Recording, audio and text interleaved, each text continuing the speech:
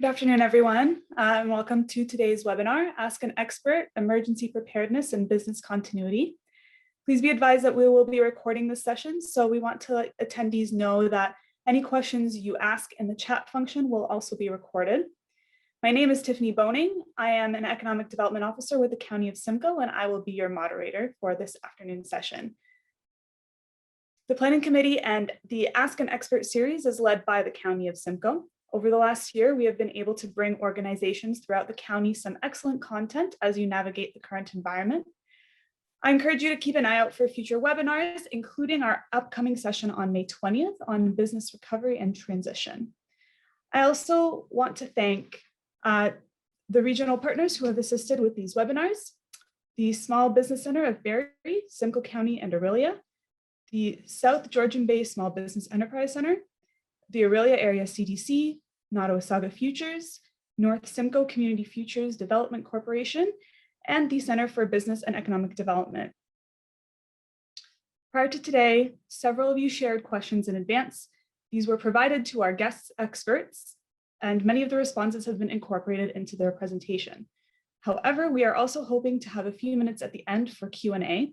If you have a question during the presentation, please type it into the chat function. You will find the chat function button on the bottom of your screen.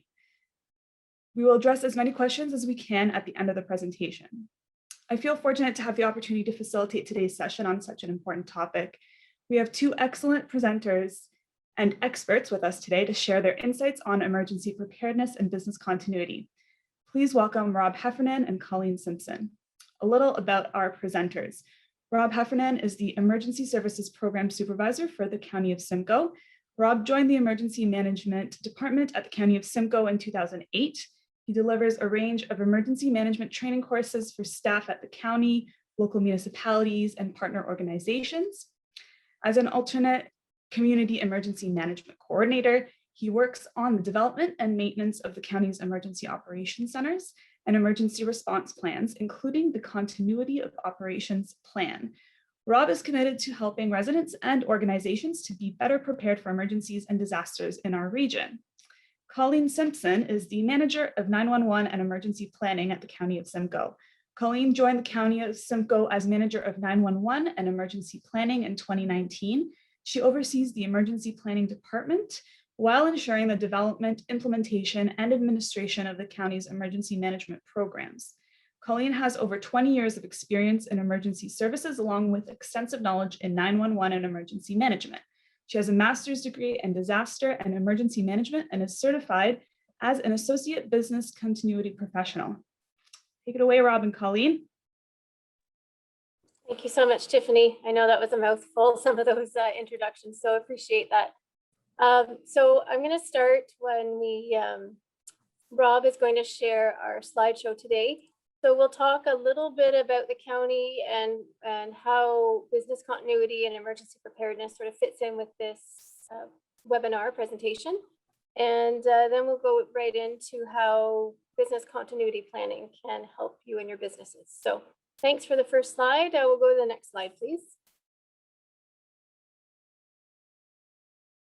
So at Simcoe County, our emergency management Simcoe County, that's our area of expertise, we're responsible for fulfilling the requirements of provincial legislation, and that includes a number of things. So there's a few pictures there to kind of give an example of each, and I won't go through each one of them, but each year we are responsible for maintaining and updating an emergency response plan, doing training for our staff that would respond to an emergency, as well as public education based on the risks in our area and the hazards. So we'll talk about those later.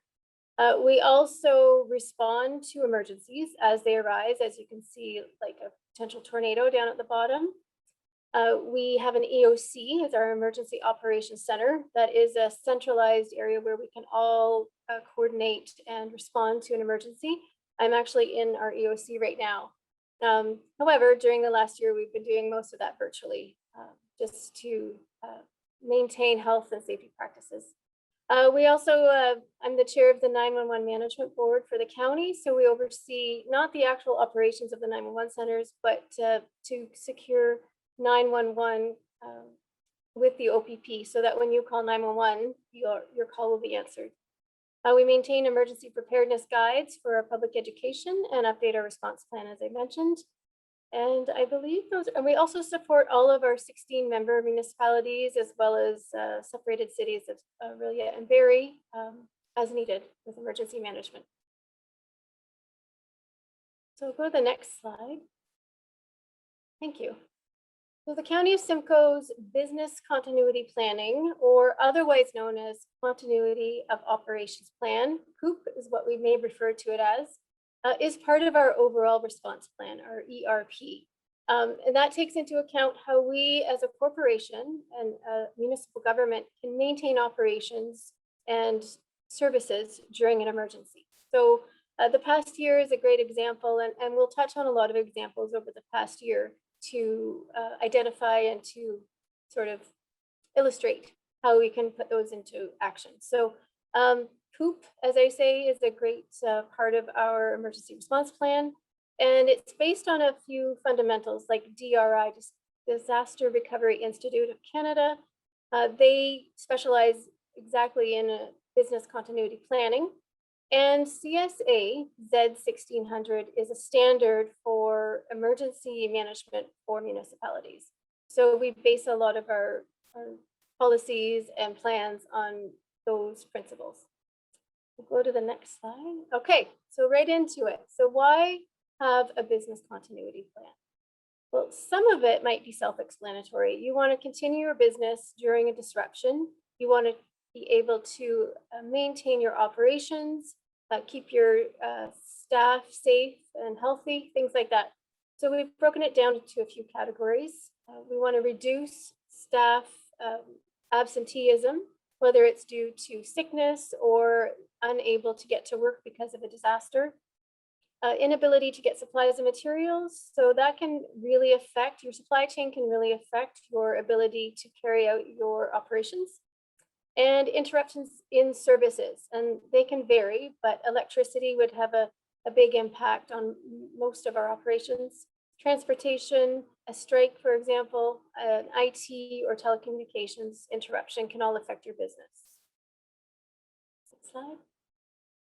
So just to add some more to that, the objective of business continuity planning is to identify how your organization or your business will maintain all of those services, functions, operations during a disaster. So we've broken it down into 6 essential elements, and we will talk about these in some more detail, so they'll all make sense. So the first thing you're going to do is a hazard identification and risk assessment. Rob's going to talk about our HIRA in some more detail. I mentioned that we do have a number of types of emergencies in our area. So we'll talk about the ones that we see out everywhere in the county, and then also ones that may impact just your business, for example. And then from that, you're going to do a business impact analysis, or BIA. In emergency management, we like to use acronyms a lot, so pardon me for using acronyms. How are you going to prevent or mitigate the impacts of a disaster or a disruption? How will we implement the plan, and what are some recovery strategies? So we'll cover all of those in the next several slides. And again, business continuity planning, it really focuses on a few main areas. So know the risks, that'll come down to the HIRA, as I mentioned. Know your business. So that's a lot of elements there, but your operations, and that I want to stress is your employees. Your staff are essential, I would say, to your operations and to facilitating your business. But you can't have just staff without assets, equipment, information, and of course your suppliers for the goods that you need to produce your goods, and your customers and contacts. Lastly, you want to mitigate against those potential disruptions. So we'll identify some we'll identify some ways you can mitigate against disaster. Thanks. Okay, switch over. We're going to go through what the first thing to do with the business continuity plan is to know your risks and find out what the actual disruptions or emergencies that can cause problems for your organization. And so if you identify those hazards, that helps you to identify what business continuity practice to put in place and what mitigation strategies you can engage with. And for disasters, we break them down into three categories. Natural disasters, or ones caused by forces of nature; technological incidents, so technology failures that we rely on so much each day; or they can be human-caused emergencies, so human error, human accidents, or intentional acts by individuals. So we could give you a list of all the disasters that do occur or risks in our area, but we like to do something called Name That Disaster. So I'm going to ask everyone to open up your chat feature, and I'm going to show some slides of incidents which have impacted our area in the past. And I haven't identified what they are. So if you can weigh in the chat and see how quickly some of you out there can identify them. So open up your chat function, and I'm moving on to the next slide. Name that disaster. 1954, stretching back in the memory. It is a flood. Does anyone know what weather event kicked it off? I'm looking in the chat just to see. And yes, Don, oh yeah, fantastic, guys. Hurricane Hazel. So in 1954, Hurricane Hazel came up out of the Caribbean. It came up along the eastern seaboard of the United States, came in over New York, and then it landed in southern Ontario. Now, there was significant flooding throughout Toronto in that area, but these photos actually show Hurricane Hazel's effects on the southern part of Simcoe County, Holland Marsh. So on the right-hand side, we've got Highway 400 looking south over the marsh. The water came up. And in the lower left, you can see some of the debris with all the agriculture and things washed up, road damage. Tons of, unfortunately, tons of damage, lots of costs for repairing it, interrupting transportation routes as well. And unfortunately, there were 81 lives lost with Hazel. So great job. Now, hurricanes aren't typically a concern for us in Southern Ontario. We do get post-hurricane tropical storms. We also experience severe rainfall events. So heavy rainfall over a small area that can cause localized flooding, significant localized flooding, which we experience. Okay, moving on to the next one. Name that disaster. May 31st, 1985, in the chat. It was the tornado, and it was the Barrie tornado. So this is an aerial photograph showing the Allendale area near Essa Road in the 400. So 400 is across the back of the photo right there. And that's what it looks like today. This is what it looked like after the Barrie tornado came through. So the Barrie tornado came in the afternoon, around 5 o'clock in the afternoon, and this was an F4 tornado. So in terms of classifying tornadoes, they use the Fujita scale, F0 up to F5. And so this was an F4 tornado causing significant damage. It was actually the last F4 tornado to hit Southern Ontario, and major disruptions to people, houses, businesses, etc. And tornadoes are something that do occur in our area. Moving on to the next one. 2003. Again, stretching memory back a ways, but yes, it was the Northeastern Blackout that year. A hydro line failure in Ohio set off a chain reaction throughout the electricity grid and knocked out power to much of the eastern seaboard and eastern North America. The map on the right-hand side is a satellite view taken at night. You see the white splotches, which show our urban centers and cities, Toronto, Montreal, New York City in the lower part. That's what it should look like normally on a night. This is what it looked like the night of the blackout. So major urban centers, again, some areas were without power for a few days and thinking about trying to keep things up and running, or if you're running something that requires refrigerated goods, major impact on business continuity. And then fuel shortages, and gas stations were shut down, and also people unable to use their banking cards. So this one isn't a Name That Disaster. Obviously, we've got a train derailment. This is one back from 2003 in the northeastern end of Simcoe County. Simcoe County has 4 main railway corridors which pass through it, passenger lines as well as freight lines. And on average, we get a derailment once every 1.5 to 2 years on average. Now, this was a significant one. Most of them are fairly minor, with 1, maybe 2 cars just slipping off the tracks, and the railway companies are able to rectify those fairly quickly. This one that occurred in 2003, though, it was a freight train, and it actually had tankers on it, and 3 of the tankers breached and ended up leaking out about 250 tons of sulfuric acid. So not only a transportation accident, but also a hazmat chemical spill, which had to be quickly cleaned up with the help of the Spills Action Center. Okay, moving along. Okay, we've got two pretty significant fires here in Simcoe County from 2007, 1 week apart, November 30th, 2007, and a week later, another one, affecting one town and one city in Barrie. Oh, and I see someone's already put up the 5 points. Okay, for bonus in the chat, does anyone know where the other fire on the left-hand side took place? A beautiful town. People often go there in the summertime to catch some rays and relax. It was Wasaga Beach. So the Wasaga Beach fire, significant impacts on businesses in the downtown core. And same with the Barrie fire. This is what it looked like the day after the fire at 5 points. So it was a 3-story building on the northwest corner of the intersection, apartments on the upper 2 levels, businesses in the main one. So again, loss of your own facility can create significant problems for business continuity. Okay, 2014. I just want to show this quick image. This is obviously it's a winter storm. It's a snow squall. This photo was taken in the north part of Toronto, and this is showing the squall coming in. Now, normally snow squalls don't have such a defined, easily recognizable front to them, but you can see swirling columns of snow underneath the clouds as it came across. Really significant impacts on visibility, and unfortunately, this is the effect that it had on Highway 400 that day. So it came in so quickly that unfortunately there was a multi-vehicle collision on the highway. Fortunately, I think people slowed down enough with the reduced visibility that there were no fatalities with this incident, and mostly only minor injuries. But again, it tied up Highway 400 for hours until they could tow the damaged vehicles off the road. They used the Georgian Down parking lot as a temporary vehicle collision inspection center. The city of Barrie sent buses down to help people, and they drove them back to the Allendale Rec Center so they could link up with family.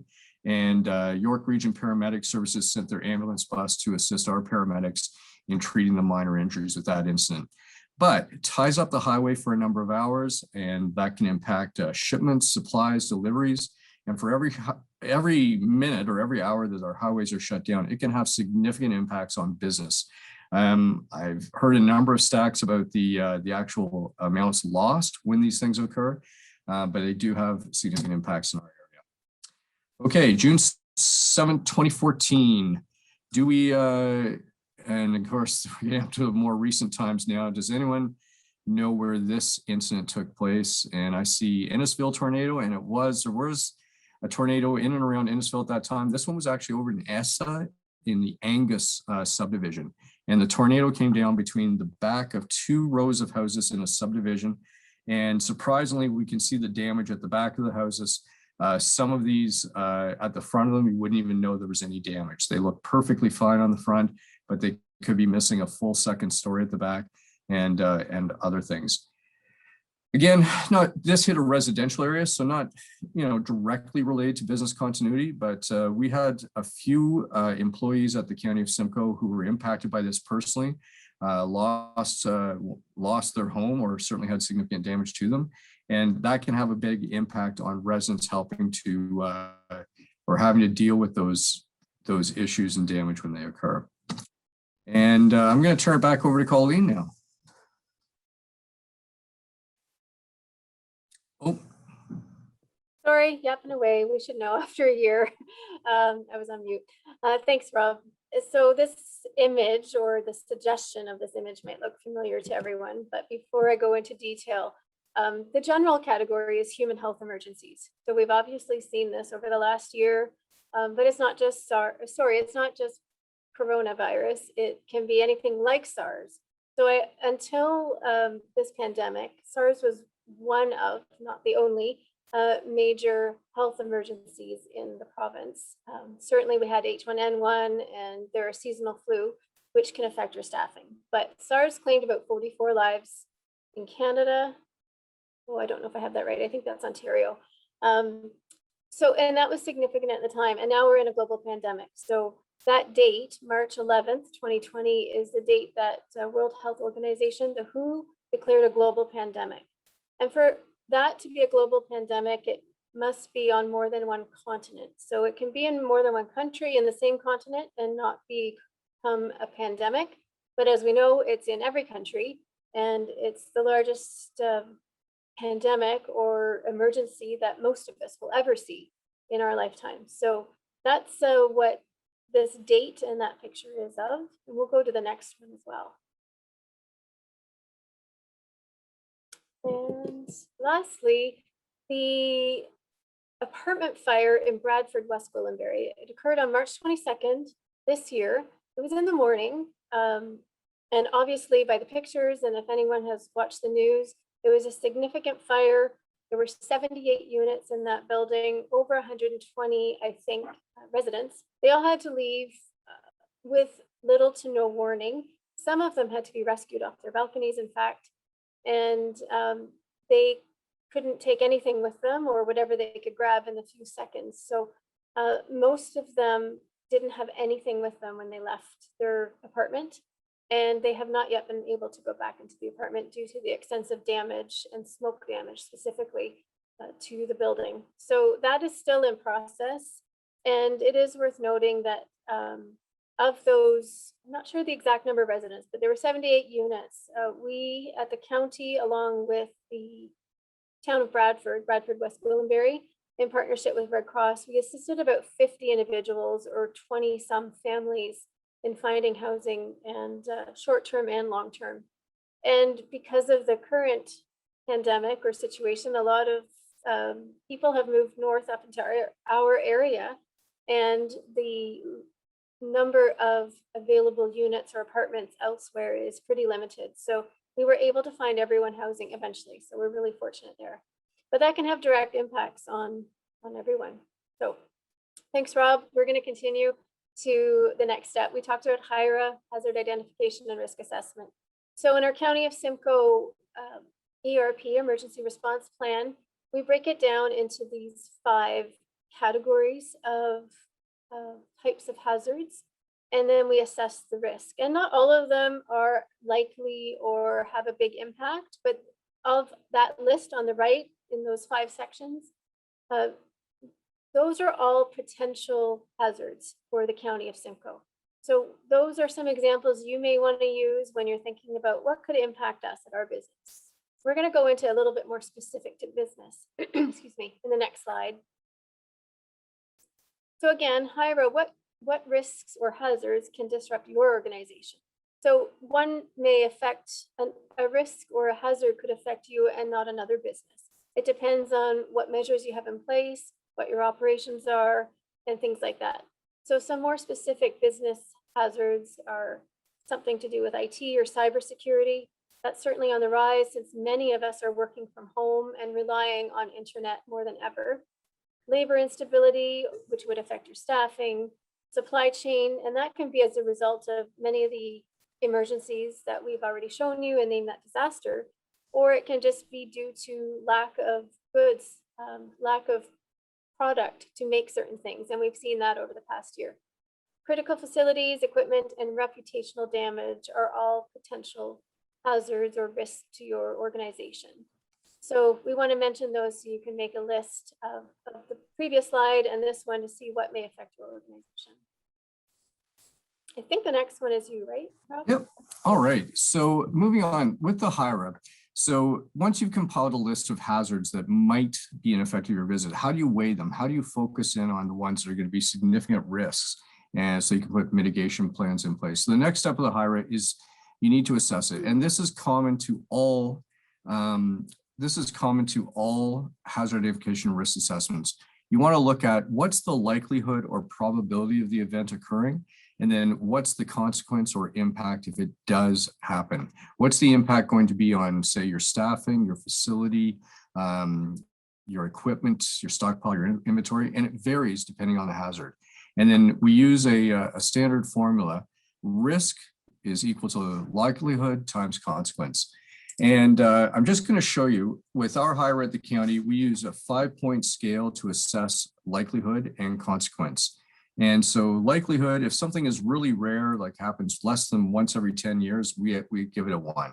Now, if it's something that occurs every year in our area, say severe storms or blizzards, we'd assign it a 5. And based on the risk, based on the hazard, you can assign it a probability or likelihood scale. Now, the consequence scale is tailored for our continuity of operations plan and emergency response plan.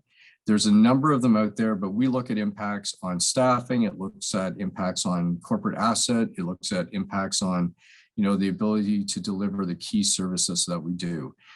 We have these in a template, and we're happy to share them, and people can customize them for their own organization and then use them. So once you've assigned a likelihood number and a consequence number to your risks or your hazards, we like to tabulate them in a table. And this is actually an excerpt from our actual HIRA within our continuity of operations plan. So the table on the right, we've got a number of different departments that have assessed risks. If there's no letters in that column, that means that it was assessed by multiple departments. And we've given it a likelihood score. What's the probability of it occurring in any given year? And then also the consequence. What's the impact going to be if it does occur? And we plot them onto a risk matrix, that's located in the lower left-hand corner.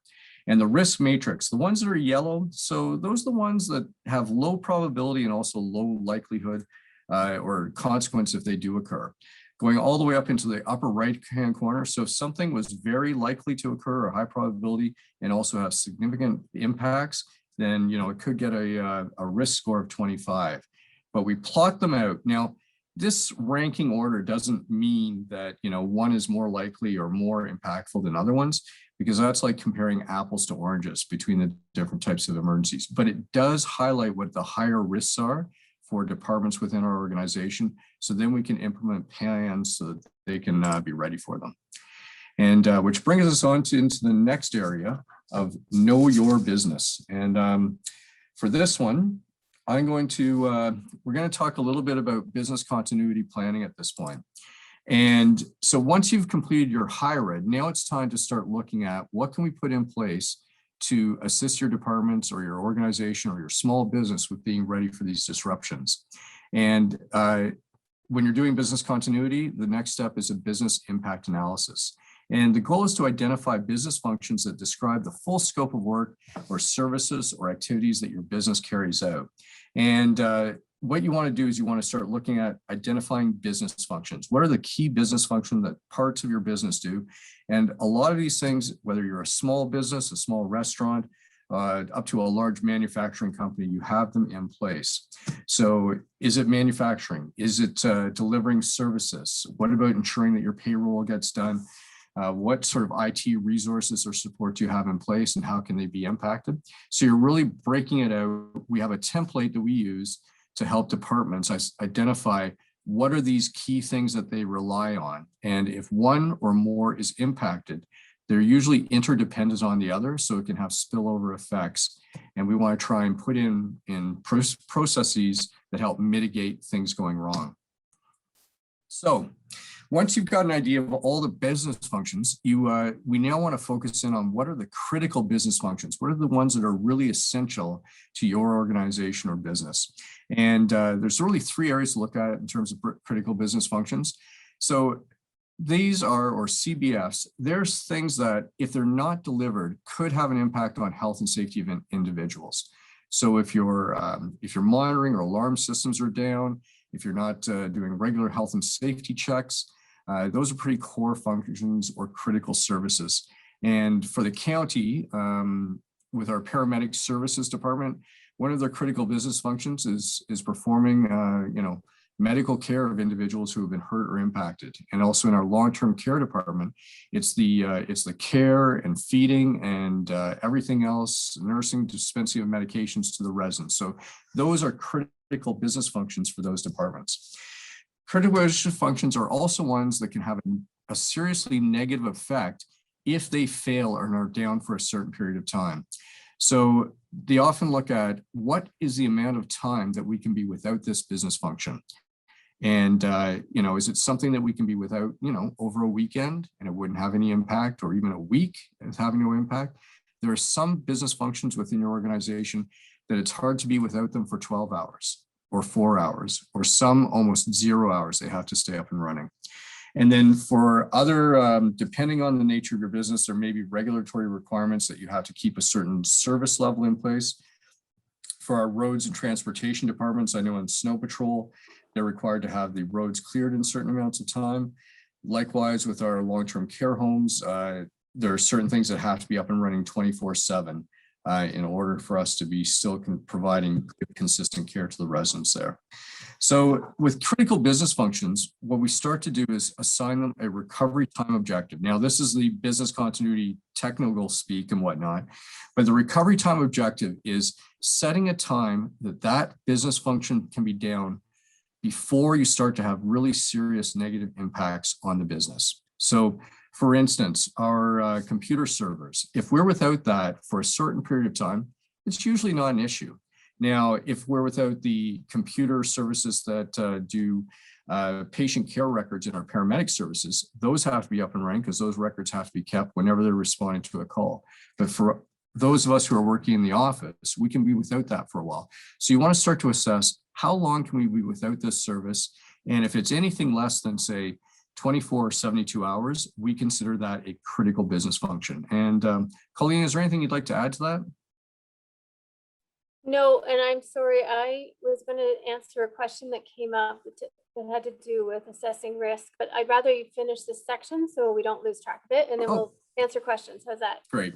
Thanks, Colleen. We will get back to that one, I assure you. So here's another template from our business continuity plan. And again, we're more than happy to share these templates if it can help organizations, and you can customize them to your own needs. But I just want to show, these are some, this is a business impact analysis out of our roads and transportation department. And what it has is it has 4 critical business functions identified in the columns to the right. There's one on roads maintenance traffic, one on roads maintenance winter operations, and one on roads maintenance storm management. But I'm going to focus in on one. I'm going to focus in on the middle one, which is winter operations, and how we start to look at staffing and critical equipment and supplies that are needed to support that business function. So we showed that in the slides before, but this is breaking it down in a chart. So the first thing is, what's the RTO? What's the recovery time objective for that? And they've identified that really this is something that we can only be without or down for 4 hours. So it has to be back up and running within 4 hours. And it deals with the winter operations, which includes road patrol, are the roads cleared, plowing, sanding, salting the roads, and snow removal so that it's safe for residents and others to drive on them. Then they identify their staffing needs for that. How many staff are typically devoted to that in a regular time, 40 to 45. Then they've identified, okay, if we're pinched for staff or we're pinched because there's been a bad snowstorm and workers can't get in, what's the minimum number we can do this with while still meeting standards that we want to? And so they've identified that they can go down in summertime to 10 or 15, but in wintertime, they really still need 30 to 35 people to show up in order to meet, to keep things safe out there. Then with your staffing, one other thing you need to look at is there any special training or licenses or certificates that people need to be able to carry out that operation? And for this one, it's DZ drivers to be able to operate our plows and also training on them. What critical equipment is required? So what do they need to be able to do that? And of course, what critical supplies? You need the fuel, you need the winter and the snow removal or salt or sand to be able to carry that out. And then finally, what kind of critical records or documentation also needs to be in place to support that? And is it in place? Is it up online in your computer network, in SAP? Do you have paper records? And then at the very bottom, we've got critical IT programs that need to be in place that support it.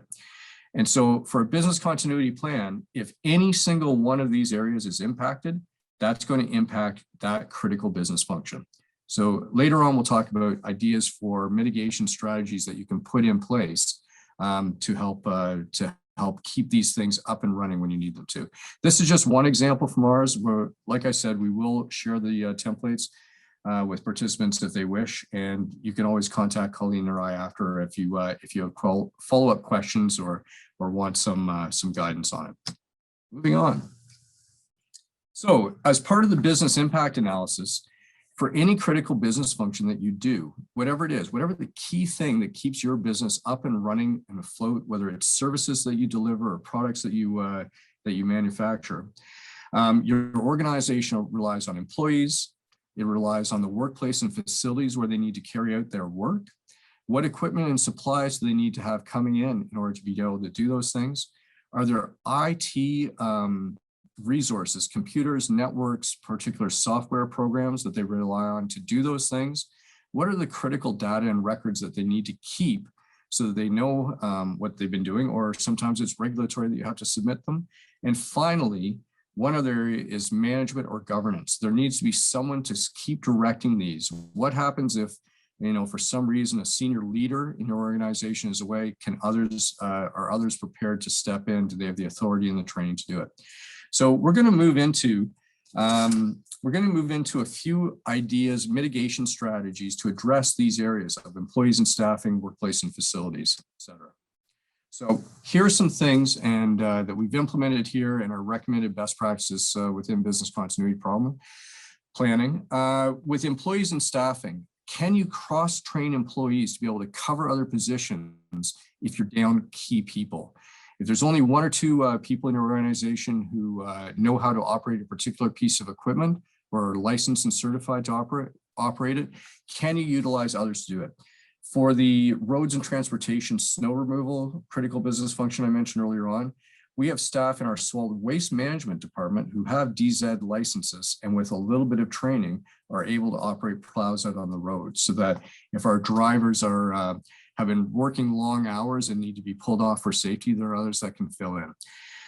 The other strategies, redeploy staff into areas. This is a lesson learned for us, from COVID-19. We had it as part of our continuity of operations plan before COVID-19, but we ended up redeploying over 120 staff out of other departments to assist long-term care over the course of COVID because of all the extra work needed in the homes, cleaning, screening, et cetera.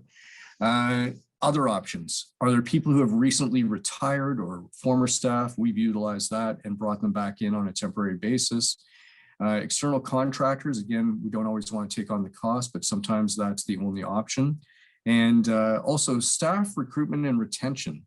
So for us right now during COVID, anyone in a healthcare setting, those jobs are in high demand. So ensuring that we retain our RNs, our registered practical nurses, our PSWs, are there programs in place that you can help to keep people on?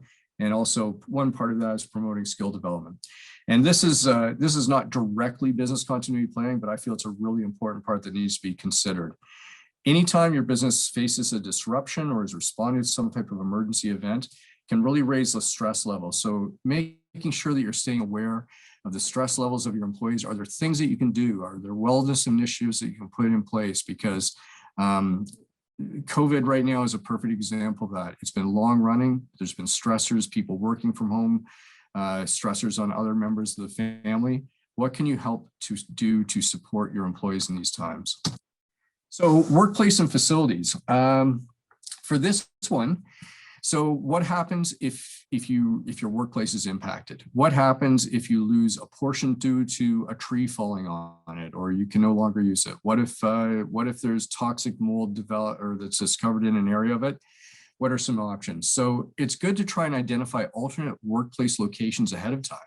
Are there nearby locations, nearby offices, nearby empty warehouses, things that you could use? So identifying them ahead of time. Perform regular preventative maintenance so that hopefully you've got a resilient building that won't be impacted.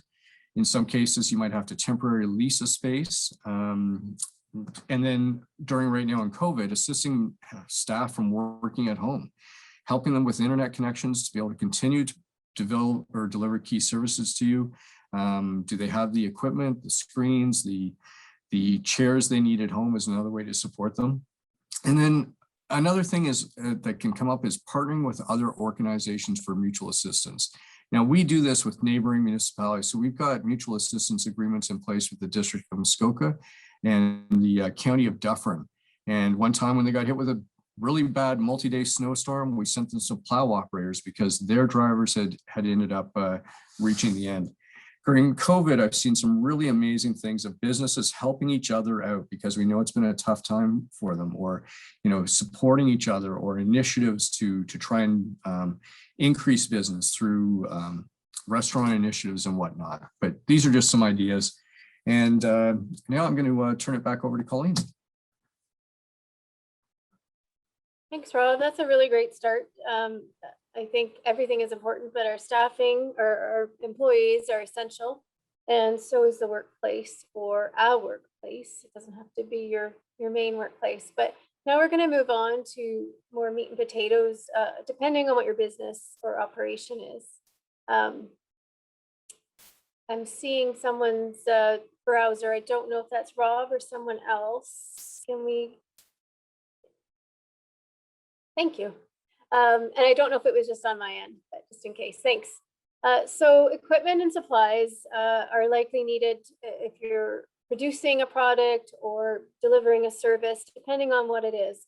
That equipment needs regular maintenance, preventative maintenance. And I've seen in studies, not in real life, but in studies where equipment can go down, and if it had received regular preventative maintenance, it would not have affected or caused a disruption. So that's key. Critical equipment, make sure it's insured if that's part of your policy or your overall plan. And if you are replacing equipment, whether it's broken or just reaching end of life in terms of typical age or whatever, determine if that old equipment could be used for backup. That could be for parts. That could be in case you have, in case the new equipment isn't working and you can use it for a short amount of time and still meet legislative requirements. So those are all a few tips for equipment. The supplies, usually we do rely on supplies for our businesses. So maintaining an emergency stockpile of critical supplies when possible is a great idea. Now, I'm going to talk about our example in a minute. Looking at various sources or multiple sources for supplies, that might not be possible depending on what the supply is, but if you can avoid single sourcing, exchange critical supplies with partners. So Rob mentioned partnering with other businesses to help support them. If we can do that with supplies and maybe create a multi-business or multi-organization stockpile, that's a great idea. And then strategies to extend the lifespan of critical supplies. So a couple examples that touch on these in our area is PPE. There was a shortage or a difficult time getting PPE at the beginning of the pandemic. So we looked at multiple sources of suppliers. Then when the stock and the ability to order it became easier, we started building a pandemic supply or a stockpile. And so we do have a supply now, and we keep it in a separate location. So there's always that availability of personal protective equipment. And we also bought equipment that can help sanitize N95 masks for paramedics. So that was only if we had a critical supply shortage, because when we can, we use new and clean masks, but there is the ability to have the saved PPE masks only sanitized and used again. And what we did was we put them in a bag with people's names on them, so you were only using your own masks a second time. So that is in a critical situation. So we'll go to the next slide. Thanks, Rob. IT can be huge, especially now. We've talked about that a little bit. So I'm sure every company and every organization has some level of protection. I think it's worth exploring, looking at increasing that protection. We've seen not even just pandemic, prior to that, some organizations, businesses, even municipalities have been infected with cyber attacks and weren't able to operate for several days, let's say. And it wouldn't just be the risk wouldn't just be loss of the data, it might be inability to conduct your business during that time and other potential losses. So looking at better or more efficient protection.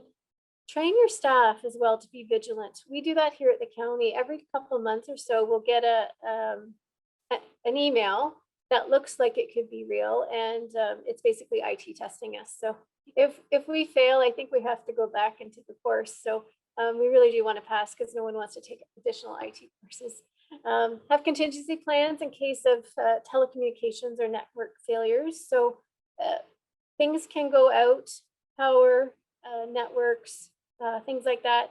So having some sort of contingency plan, whether that's pen and paper or whether it's an offsite server, something like that, that can help you save and maintain your data and your operations.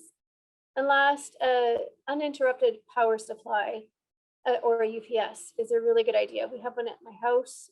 Not like I need to be doing work on the computer during a storm, but you never know. You might be in the middle of some important work and then it's gone. So we've all had that experience, or at least I have. So we'll go to the next slide. Data and records is related to IT, but I'll just expand on that. So aside from the suggestions in the last slide, protect your critical data and records. Some of them might still be on paper, or you can store them off-site or store them, as I said, in an off-site server. Back up your hard drives and cloud solutions. So when I was in university, I had all of my work on my laptop, which is great. Never had a problem, but I also had them on a USB drive. So if I needed to refer to some work, I had it available, because who wants to redo an essay? Pen and paper I mentioned, or manual processes. So my old job was in emergency services. At least once a year, every employee had to practice doing calls and work all on paper, just to make sure we didn't lose that skill. And of course, a hard copy of all documents, including insurance, policies, contracts with other agencies, all good to have on paper and in a safe place, such as a safe. I think that's it for that. Oh, last one. Train your staff on your BCP procedures. So once you do create a business continuity plan, great to train staff, certainly what their role is. So the example at the bottom of the slide, the diagram there is our organization chart for our emergency control group.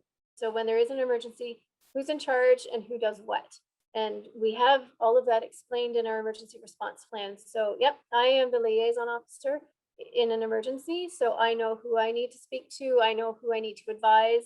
I know who and what I need to do. So everyone should have training on their roles and responsibilities during an emergency, and just generally on the plan. I think I've talked about all of that. Yeah.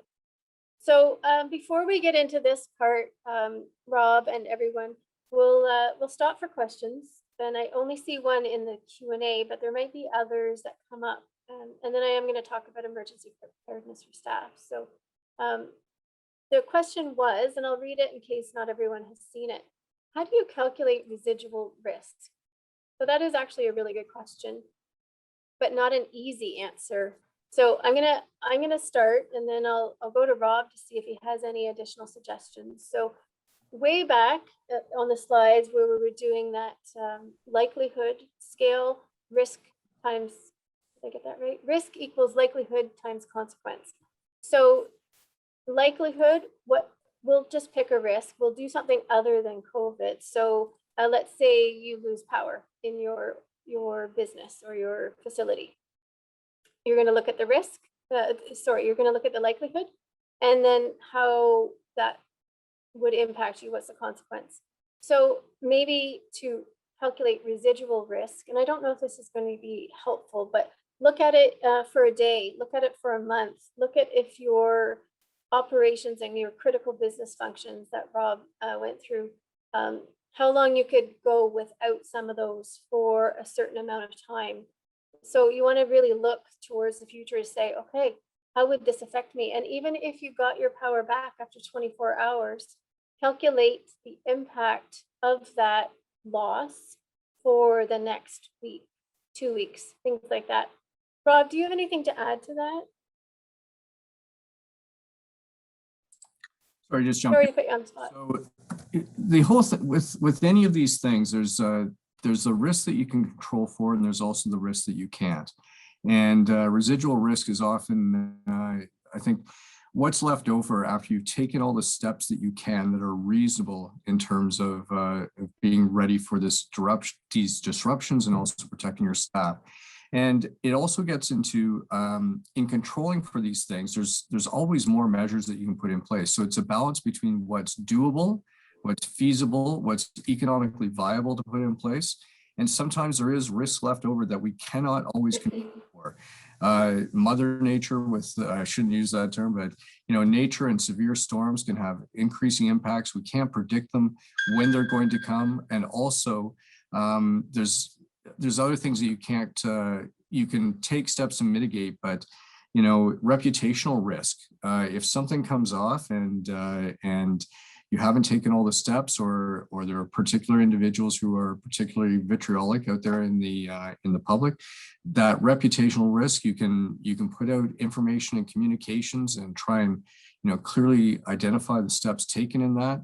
We've seen that a bit in the private sector long-term care homes over COVID. They've taken quite a thrashing because the for-profit homes are the ones that have had the greatest degree of loss of life, as well as a lot of things in reports that maybe they didn't have all the things in place that they needed to for it. So we want to, with our plans, we try and assess what the risk is, what are the reasonable, measurable prevention and mitigation steps that we can put in place. But we also always have to be prepared that there may be other risks that factor in after that we cannot control for. As much as I'd like to control the world, it hasn't worked out that way for me. Sorry, Colleen, I'll go back to you. Thanks, Rob. Great point. And that reputational risk is it's not quantifiable, but it's certainly a risk to consider. Thanks. If there's no other questions at this point, I'm going to go into the emergency preparedness for staff. And the reason we brought this up, it is Emergency Preparedness Week across Canada, but in Simcoe County, we do celebrate by making the public and our partner organizations and as many people aware of it, just to try and spread the message. So we're hoping by providing you with this information, you'll promote this among your staff as well to get your staff prepared in case of an emergency. So it's outside of your business. We want staff to be prepared at their homes with their families because one, we care about our staff, and two, if your staff and their families are cared for and managing okay at home, they should be more likely to come to work. One sec, Rob. Yep, you're good. Yeah, so if they can leave their home and know that their families are safe and taken care of over the next day or two, they're more likely to come to work and not be worried about their families. So it's good for everyone. The steps that we do typically are the first three. Know the risks. We talked about those. Make a plan and get a kit. I also included stay informed because things do change. Not a typical emergency, but with COVID, for the first couple of months, we had a new policy every couple of days coming from the provincial government. So not the typical emergency, but when there is a tornado or a flood or an impending snowstorm, it's great to stay informed of what's happening. So we'll go to the next slide, please. So we talked about the risks already, those 5 categories and all of the potential hazards in Simcoe County. So I won't go over that again, but they will be available in the slides.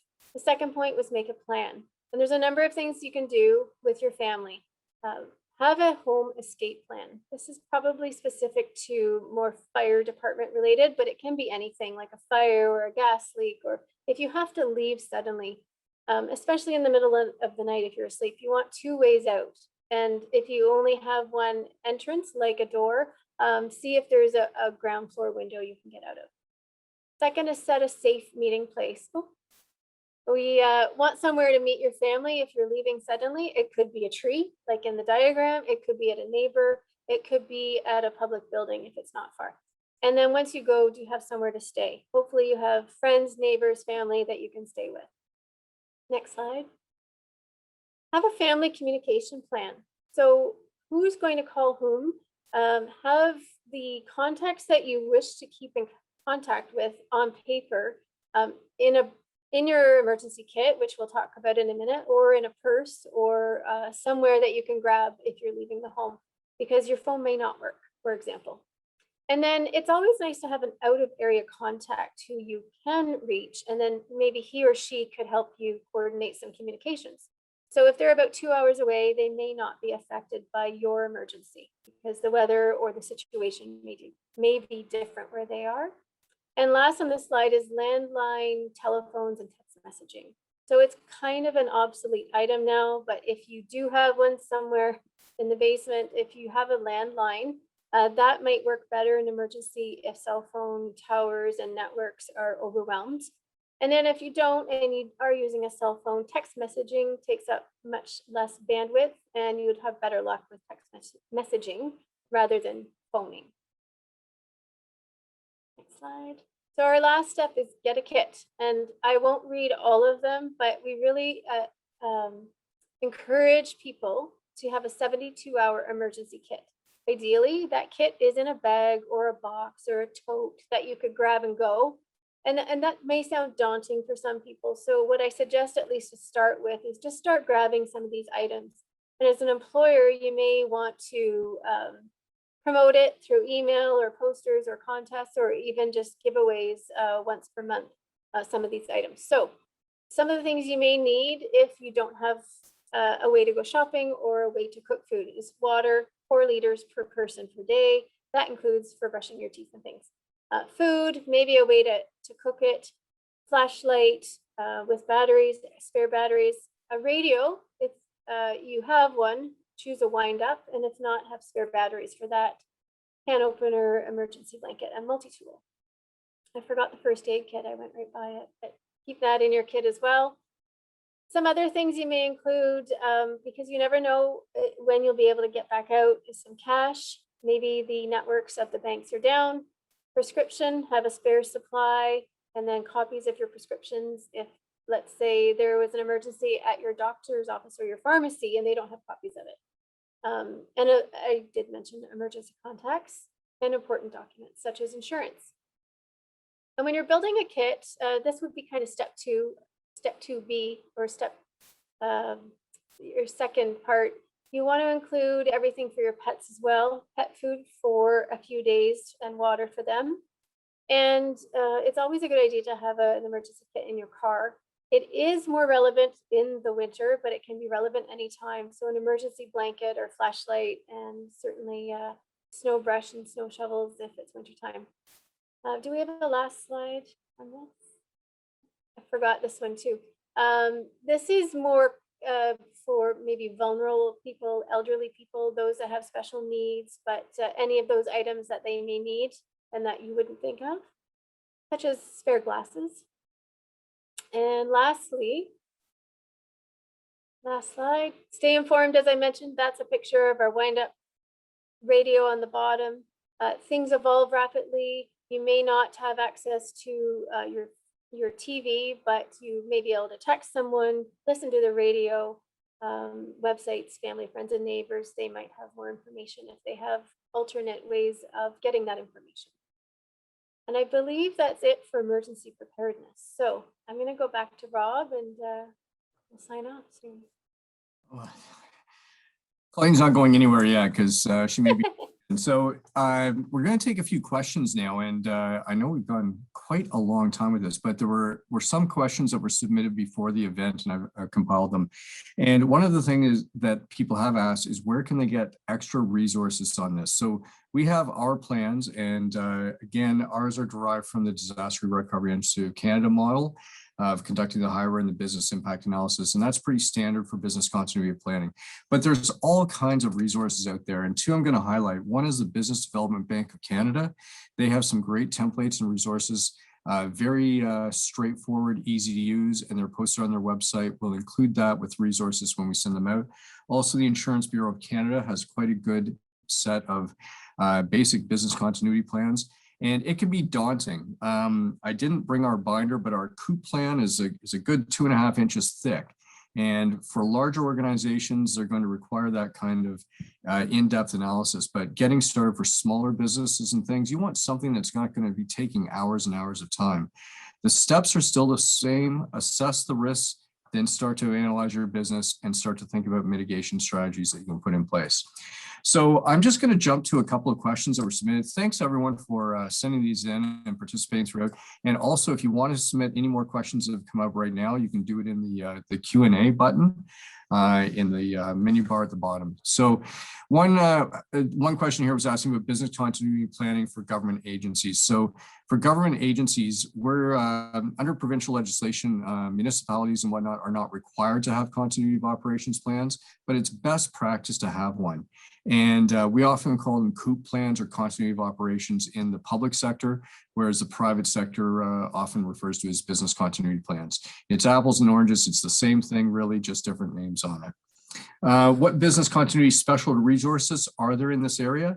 There's a few, there's some emergency managers who have gone into consulting on this, but really I would look at some of the resources that are available. And the ones that I shared on the screen before are actually Canadian resources, but there's quite a few. FEMA, the Federal Emergency Management Agency in the United States, has some excellent resources that they provide free online as well. And someone has posted the question about, they're interested more in learning about natural disaster preparedness and reaction at a facility, and they gave the example, i.e. long-term care home. So for that, that's a tough one because you're dealing with a care population, the residents in those homes who do need our assistance. And the county has 4 long-term care facilities, and I've been working fairly steadily since October of last year. So I can tell you what we've done. We've implemented the Ontario Hospital Association emergency codes. So there's the basic ones like code red for fire, code green for an evacuation, code yellow for missing person. But for things like disaster preparedness, we keep a 3-day food supply of residents on hand, and disruptions do come up. We've experienced, loss of water services at one of our homes for a good 72 hours, a water main break outside. So we had to quickly kick into gear, bring in bottled water and large jugs of it. It had significant impacts because our ovens are steam cooking. And so coming with alternative things, and we actually have developed emergency plans, and long-term care homes are required to have those under the Ministry of Long-Term Care Homes Act. And a lot have them in place. If you want to reach out to us after about more specifics, we'd be happy to discuss them with you, and again, provide resources that we have if needed. There was a question that was submitted that asked about how important is it preparedness for large crowds? I would argue it's fairly quite important because we've had large mass gathering events. There's tragic ones where windstorms have swept in and knocked down the staging and have had caused injuries. There's been fires, etc. So in our area, there's a lot of planning and preparation that goes into any mass gathering events. And I'm thinking of examples like the concerts out at Burles Creek, things like the International Plowing Match, which our county hosted a few years ago. So anytime you're gathering huge numbers of people on site, and what we do is we work closely with emergency services and the Simcoe Muskoka District Health Unit. So the Simcoe Muskoka District Health Unit, their managers there have an actual template, a planning template for mass gathering events. And it takes into account things such as food safety on site to ensure that we don't get food poisoning in a lot of people, and water testing when those events occur. But it also involves things such as planning ingress and egress routes for emergency services. And often there will be an emergency control center set up on site, usually somewhere a little way back of the stage, and roads closed off so that emergency vehicles, fire vehicles or ambulances can quickly get access to that site. For the really large events, we actually usually station a paramedic unit or 2 because we know that we will experience some individuals having medical issues or emergencies on site. So there's a lot that goes into it. Be happy to, again, discuss. We'll have our contact information up in a second. So someone asked about, what about working from home? And many of us have been doing a lot of that throughout this year, and it's tough. And so there's a few things to consider there. With working from home, one, you want to make sure that if you're doing this for your employees, or if you're an employee of a company that's doing it, ensuring that you've got, the access you need, either through networks or things, to be able to tap into your network and communicate with your other groups that you're working with projects on. Other things to consider are ergonomics. Make sure that you've got a good, well set up chair so that you're not getting strain issues. And the real hazard, I think, is sitting there sedentary. You gotta get out. And I'm the worst person at this, so I shouldn't be the one talking about it because I plunk myself down in my chair and I sometimes am there for quite some period of time. But setting up routines, so making sure that you get that morning break. And a lot of people have really taken to exercise during this period, and I've been able to do it a little bit. I know it's an area that I need to improve on, but getting outdoors, just even for a walk or fresh air. So although we are in the stay-at-home order and lockdown, they recognize the importance of getting outside and exercising. I'm going to throw in, Rob, yeah. In addition to all of that, which is great, you want to have your regular, sorry, I used to work for a fire department, so you want to make sure that your home is safe as well. So as you would as a business, you want to have a fire smoke alarm on every floor, a CO alarm outside of your sleeping areas, and as I mentioned in the know your plan, or not know your plan, make your plan, make a home plan, and know how to escape your house if you need to. Okay. Quickly jump in one here. Someone asked, what can we anticipate in terms of supply chain disruptions as COVID-19 continues to unfold in other countries? Wow, I had the crystal ball for that one. If I had known just over a year ago that there'd be such a run on toilet paper, if you think back to the early days of the pandemic. Now, going forward, we're still seeing things have certainly settled in a lot. I know initially one of our challenges for our paramedic services and long-term care was sourcing PPE, personal protective equipment, masks, shields, gloves, etc. And there were times when we were getting a little low. We never ran out. But that was through, exhaustive work through our procurement department. And one of the key things is that they were seeking out multiple sources. So again, we mentioned this earlier in the slides. If you've got a key essential resource that you're getting from a sole source supplier, start to look around. Are there other ones that you can look at or at least have on hand or in your Rolodex to be able to call up if you're doing that? The other thing is that we're seeing the cost increases with COVID. So there are certain critical supplies. Microchips have had a huge impact on a number of businesses and agencies because they incorporate them into their parts. And so that's been one area. It really depends on your business, and also the price of construction materials is another one, and the ability to source it. Right now, I'm assisting in maintenance at one of our long-term care homes, and getting in the replacement supplies, whether it's plumbing or things to fix things when they break, it's a tricky one. So we've been trying to stockpile a little bit of what we know we need, but that incurs a cost. But we know we'll use it, within the next 2 to 3 months. But again, it requires a lot of resourcefulness, and we don't have a crystal ball on how that's going to play out from this point on. Colleen has extensive years of experience in 911 dispatch. So I'm going to ask, what's the most frequent 911 call for businesses? Well, I can only speak from my own experience, and because we don't have access to that information if I were to request it, even though we're on a management board. I worked for many years in fire and briefly in police, and we work alongside paramedics. And so from my experience of a lot of calls from businesses are fire alarms, smoke alarms, usually false alarms, because someone's pulled it or someone burnt popcorn or something like that. So that's a really common one, and doesn't have a huge impact on your business, although if the alarm is pulled, everyone should be going outside and evacuating the building. So it may cause a disruption, short-term disruption. There are also workplace incidents or accidents. Most of those are also minor, but there are a few that are a little bit more serious. And in terms of a police call, I can't think of one that stands out, but I think that they would respond with those alarms and those workplace calls. There are some small thefts in that, but that really is small compared to the other calls. So that's my experience. I don't have any up-to-date information, but yeah, mostly I would say alarms that end up to be false. Just looking at, I realize we're a little bit over time. We've got a few more questions left, but I want to check in with Tiffany and Sarah if we're okay to proceed, and just, I know we're a little bit over time at this point. We have to close soon. So do you want to pick maybe one more whatever question looks like it might be the most. Yeah, useful for it's, the- oh gosh, they're all good. So I know.